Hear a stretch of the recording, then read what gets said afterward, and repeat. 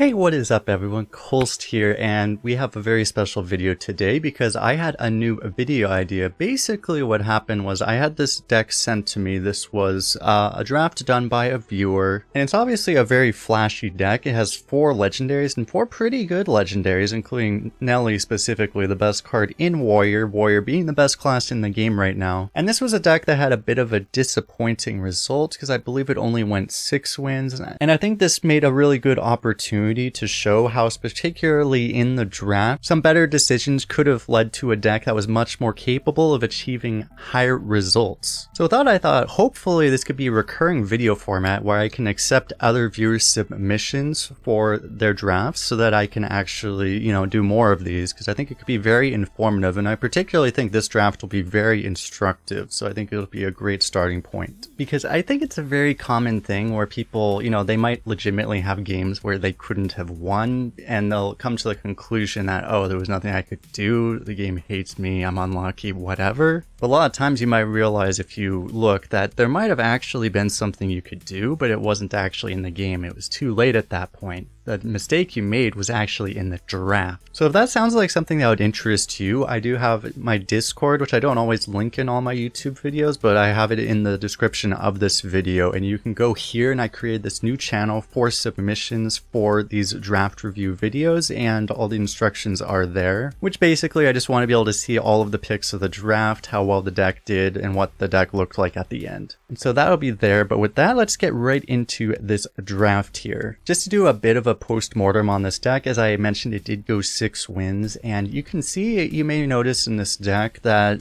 this is obviously it has a whole lot of value, but there are some problems with the deck that you may notice, particularly the lack of like 2 or 3 drops. It really has almost none of them, and it just has an excessive amount of value on the top end. And I didn't look super in depth, but I did see that at least 2 of the 3 losses were pretty clearly just the result of the deck getting run over by tempo. Okay, that's nice. We can see that this deck was just too slow and lost for a somewhat predictable reason, but let's go into exactly which picks could have been made differently that would have been likely to change the outcome there. And so I'm going to try to be careful through this to not just, use the biases of, yeah, I know that this deck lost because it had too much value. I'm going to try to be as fair as possible throughout this draft, especially this is an interesting draft because it does not look like a high roll throughout the first half, so you don't want to make up mistakes where there really weren't, because the deck could have very easily looked very different. So I'm going to try to be as fair as possible. And I might as well mention, this person does use Hearthstone Arena, which is not the primary tool I recommend. I think it's a good tool for new players, but they just don't always have their numbers up to date, which we'll see for certain things in this draft. And I might as well mention that I usually use Arena Tracker, which is a separate tool which does show the Hearthstone Arena rating. It does not show it with the adjustments that you see here. It has that modifier, which is a Hearthstone Arena algorithm to try to manipulated scores to better reflect the position you have in your draft. But Arena Tracker also shows the HS replay data, which is just data. And I guess I'll link that in the description as well. But with that, the first pick here I think is a pretty straightforward one. Drum Soloist here is just the most powerful card here. It is really nice, honestly, especially in current builds of Warrior. It's just a really strong performing card. It's really nice having that ability to swing the game on turn 5. So pretty straightforward Drum Soloist pick up here.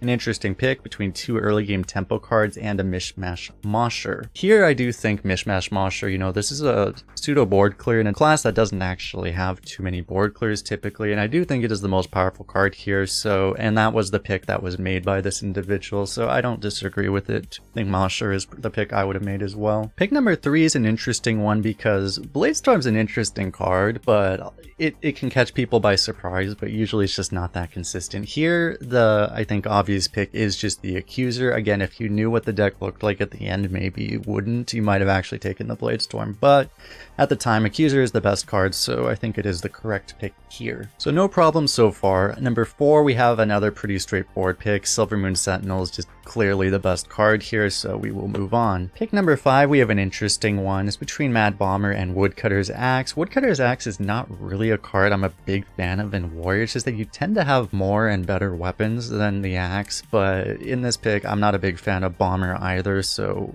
Woodcar's Axe was the pick, and I think I would make the same pick as well. So pick number 6 is where I think the potential for disagreement starts to come in here. This is an interesting one between Light of the Phoenix and Embers of Strength. Interestingly, Embers of Strength has a much higher Hearth Arena score, but Light of the Phoenix actually has a much higher win rate currently. I think Light of the Phoenix is very underrated right now because generally speaking, when you're playing a really good class, like the #1 class like Warrior is right now, just card draw becomes really valuable. And for that reason, I don't mind that pick too much. He does take the Light of the Phoenix here. However, just a note that this was an opportunity to perhaps take the less greedy pick here with the Embers of Strength, but I don't disagree with this too much. It's just a note that this was one opportunity you could have been a little bit less greedy. Now with pick 7, we have another interesting pick. All 3 of these are kind of pickable here. There's Blazing Power, which is a situational buff. It's a little bit hard to use. Light of the Phoenix again, and Static Waveform, which is... a lot of people really don't like this card. I do think it's a pretty good 3-drop, but I do understand also why some people don't like it. However, this is the first pick that was made that I'm going to disagree with because Blazing Power was the pick that was made here.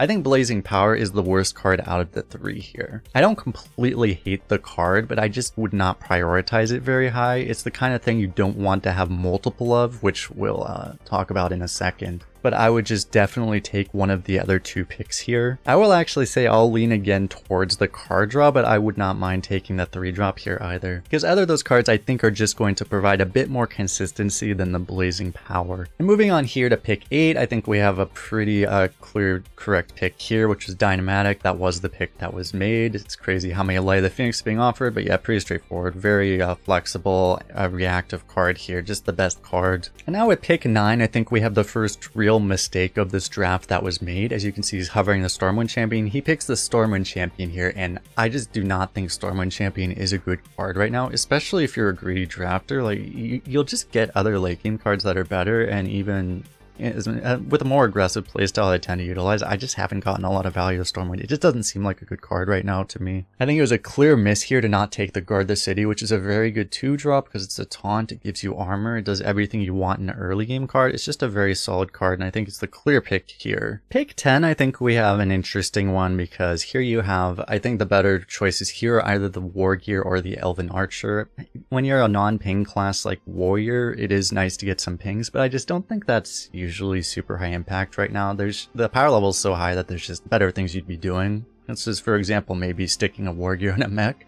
That's something a lot stronger. So that was the pick made, was War Gear. I don't mind this pick here too much, but again, this is another situation where you're taking the biggest card and you're just gonna, you know, notice a recurring trend with this here. So I don't hate this pick, but again, this is just another time that it was possibly a little bit too greedy. Next up is pick 11, where we have the first legendary pick here, which is Thoribelor, which I think is a pretty straightforward pick. You do already have 2 fire spells, and Murloc can work, but it just doesn't always work, and Thoribelor even got buffed, so it's infinite now. So yeah, I think it's a pretty straightforward pick for this deck. Moving on to pick 12, we have another interesting one, because here you have really the choice between Suspicious Pirate and Royal Librarian. Here the Suspicious Pirate was picked. I think given the deck you kind of have to because of the lack of 3-drops and just other early minions. This would have been the type of pick where you really would have liked to take the Librarian. Librarian is just a really nice card to have. And this is again because of some of the earlier picks of the draft, skipping some of that curve. I think you're kind of forced to skip it here. So I'm not going to say this was like a huge mistake to not pick it, especially with the deck, it was probably correct. But again, if the draft was made a little bit differently, maybe you could have afforded the Librarian a bit better here. Moving on to pick 13, we have another very interesting pick. There are 3 pickable cards here: Tar Creeper, Blackscale Brute, and Suspicious Pirate once again. The pick that was made here was Blackscale Brute.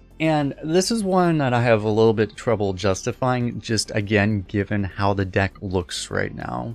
I can understand if you feel like you're low rolling, especially Brute's one of those cards you can use to actually swing a game and do something powerful. But right now you just don't really have the weapons too much. And again, this is where that Stormwind Champion pick, I think, particularly really starts to bite you. It's just, you're a little bit too heavy taking this Brute right now. This is definitely a tough choice, but especially with how the deck looks right now, I would have taken the Tar Creeper, I think, just because I want that ability to just stay alive and both be grounded good on the early turns, but also have that taunt for the late game as well. So that would be my pick, but this is a close one here. I think especially if the deck looked different, then the Brute could have been the right pick. But again, like pick 13, having 2 7s and an 8, that's already, you know, big alarms going off for me. It's just a very slow deck. So that's my big justification for skipping it here. So pick 14, we have another very interesting pick with some of the earlier picks kind of coming to bite this individual. And that's because here you get a Stoneborn General offered, and he did make, which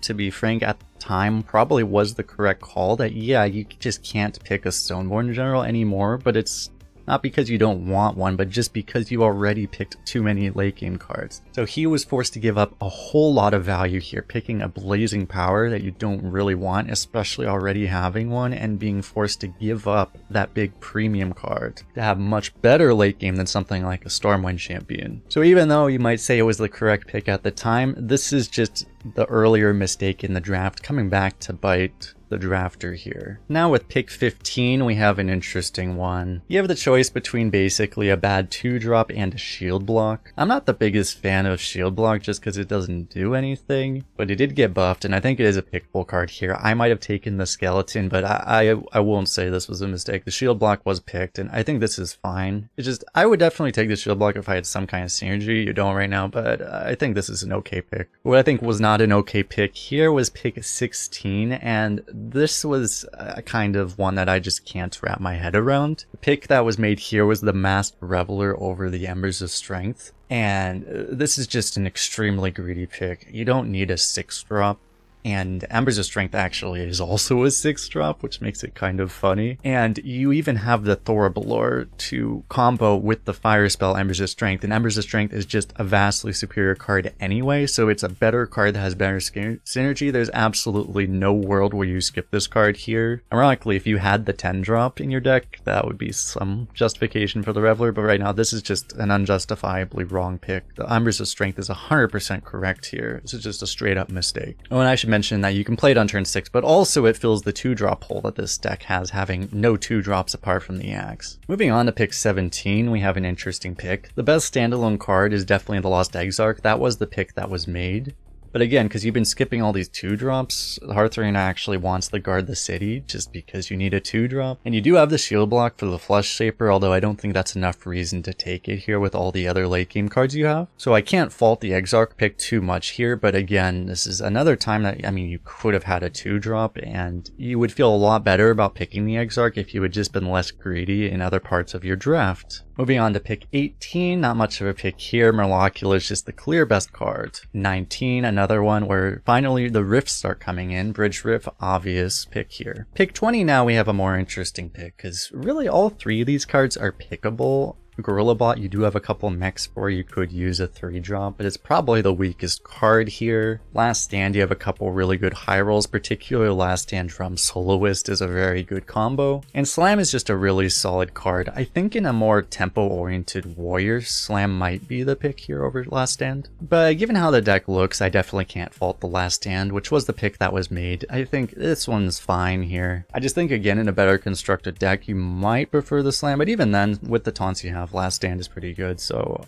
this is a fine pick. Pick 21, you have another situation where you get offered another Last Stand. This is a little sketchy because you only have 3 taunt minions. You're getting a second Last Stand. That becomes a little bit scary, but it's still fine. This is one where, again, Hearthstone Arena really wants the 2-drop because it's like, hold up, it's pick 21 and you still don't have any 2-drops. But again, this is one where the 2-drop should have come at some other time. I think the best end deck would be where you're taking the Last Stand here. But again, we're starting to feel this thing where because you were so greedy at other parts of the draft, you're in a position where maybe you should actually give up the value for the 2-drop here. But in a better constructed deck, I think Last Stand would have been the right pick anyway. And in this deck, it's marginal, so I won't call this a mistake because the synergy you have is really good. And now moving on to pick 22, we have, I think, the last instance in this draft of a really excessive greed pick here. The pick that was made here was Ghost Rider over the Bridge Rift, and I just can't really wrap my head around that. Bridge Rift is a card you just don't skip right now, let me put it that way. Especially when you already have one, because that is the dream scenario, is that you just chain Bridge Rifts for each other. In my mind, if you're taking a Ghost Rider here, you're taking it just to get a shot at a Bridge Rift. Why wouldn't you just take the Bridge Rift? This is just an extreme level of unnecessary greed given that your deck is already way too heavy. So this is, I would argue, a clear mistake. Moving on to pick 23, we have an interesting one. Hearthstone Arena kind of wants the Lava Gorger just because your deck kind of needs taunt and armor survivability. However, smithing is the better card by a significant margin. You even have the legendary synergy, potential synergy with some of your taunts and rushes as well. So I'll still say smithing is the correct pick here, but again, since you've been so greedy at other parts of your draft, it makes you want to lean away from it, but again, that's more of a mistake that's already happened. But still, smithing, very good card for this deck. And then next up we have the big legendary hit. It is Nelly. Nelly, if you're not aware, the best card in Warrior right now by a pretty significant margin, at least according to the win rates. And thus, of course, it will be the clear pick here. Pick 25, not much of a choice here. Obsidian Smith, just the clear best card in the deck. Especially the first dredge I tend to value pretty highly in general. And yeah, you need the 2-drop desperately, so easy pick here. Pick 26, now we have another very interesting pick for this deck, because Armadillo is actually one of the best legendaries you can get for this deck right now. Particularly because you have a few taunts, you would wish you had more, but also you have the Last Stand, and this is a huge hit off of that Last Stand. I think it's the clear pick here. It was the pick that was made. Malygos is just like way too slow and greedy for this already greedy deck, and Invincible you just don't have this energy for. So pretty easy Armadillo pickup here. Pick 27, whoa, you have the 4th legendary coming here. You have a very interesting choice between Ozumat and Phelan, especially with how greedy this deck is. There's no way you even consider the Jailer. And this honestly is a tough one. Ozumat's frankly a very underrated card by a lot of people, but again, this deck is just so greedy that it's hard to want an 8-drop here. And Phelan would feel a lot better if you had more dredge. This is pick 27 and you just got that 1 dredge, thankfully, right? But otherwise you expect it's going to be very difficult to actually find those colossals. So this is a rough one. I think especially if the deck was a little bit less greedy, you could have gone either way here. Phelan was the card that was picked here, and I'm not going to fault it too much. It did actually work out very well for the deck. Not that you want to be results oriented or anything. But then you have one of these picks you really hate to see, because pick 28, you have 3 really good cards. I mean, 2 really good cards, Flunky and Vizier. Boneflinger not really in discussion because it's just worse than the other 2 cards. You don't have enough synergy. And even if you did, you'd probably prefer Vizier. But I think between the 2 discovers here, you really can't go wrong. At this point in the draft, you desperately need both a 3 and a 2. Obviously, greedy decks want taunts, so I think the Flunky is a fine pickup here. And with that, on pick 29, we had another very interesting pick. You have 3 pretty good cards here. Anima Extractor is really good in Warrior right now if you draft around it particularly. A lot of cards that you could have had in this deck, like there were so many early game taunts that were skipped in this draft, and those would have made Anima Extractor really good. As is, the Extractor doesn't look as great as you would normally expect though. And of course, because you have that Phelan for that colossal dredge, it makes that dredge look a whole lot better than it normally would. So that was the pick that was made, was Obsidian Smith, and especially with the deck as it looks, I can't fault that at this point. However, I think if this draft were done a bit better, the Extractor would look a lot better, and this would be a much tougher pick. But as is, Obsidian Smith seems fine. Really good to potentially grab those colossals to potentially swing the game back when you might have fallen off of tempo due to the greed of the deck. And then with that, we come to pick 30, which is Pelican Diver versus Averse Riff. On this pick, the Averse Riff was picked. And for me personally, I think this is wrong, not because it should have been wrong, but again, just because you skipped the other riff earlier. I don't think 1 bridge riff is really enough to justify the verse riff here. I think this deck should have had 2 bridge riffs, and then the verse riff would be just clearly worth it. But as it is, I just don't think it's quite there. I would have rather had the more consistency of the Pelican Diver. But again, if you had 2 bridge riffs, I would definitely agree with the verse riff pick here. So with that, that is it for the draft, and then you end up with this deck here, which just, again, just does not have a whole lot of things to do in the early game. And thus, it's kind of a self-inflicted wound that you're only ever going to really be able to play 1 card per turn. You know, it's a general concept, especially as the power levels increased, you don't want to be only playing the green card. it's better to have a lower curve if you can afford to do so with more value, just so that you can actually do more things per turn. You get more decisions, and if you consider yourself a skilled player, you would rather do that because it just gives you more agency over the result of the game. And so with that, I just want to show this list here with my horrible Microsoft Paint job to show what this deck I think could have and should have looked like. And this is me really not trying to use hindsight, but just say what I think I would have like legitimately been likely to draft here. And what you can see here is just a much smoother deck. You would have that Embers of Strength and Guard the City to have both better late game and early game taunts and survivability. I even have that Tar Creeper as well, although I wouldn't have hated Brute in this list either. You don't have these weird 2 situational blazing powers that just don't fit into this deck. You could have actually had more card draw. You have that critical second Bridge Rift for that chain potential, and this deck even fit in that big Stoneborn General to just have a better big win condition on top. So this is a deck that at least I think is just a far superior deck because you have so much more early survivability and tempo, but also you're not even that much lower in value really. It's just a much cleaner deck that's just going to get much more consistent and better results. So I don't know about you, but for me, like this is a deck I would be very unhappy if I didn't get at least like 10 wins with. There's a very good shot a deck like this can go 12. I don't guarantee 12 on anything in this meta just because, I mean, the power level's insane and you never know. But this again, I think was a really good example of a draft that was just a missed opportunity because this could have been very easily a great result, but the end result was mid. But with that, I'd be really interested to hear what you think. Do you like this deck